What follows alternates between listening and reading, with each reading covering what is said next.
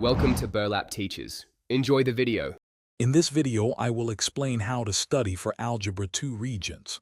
First, familiarize yourself with the exam structure and the types of questions asked. Next, review foundational concepts from earlier math courses, as they are crucial building blocks.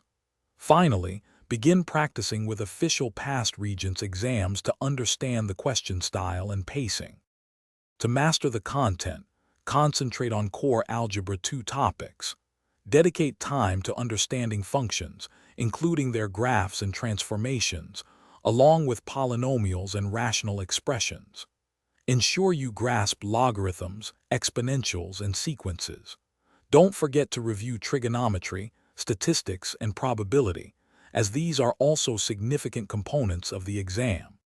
For effective preparation, complete multiple full-length practice exams. After each one, thoroughly analyze your incorrect answers to identify specific topics needing more attention.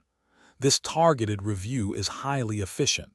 Additionally, practice under timed conditions to improve your pacing and build endurance for the actual 3-hour exam.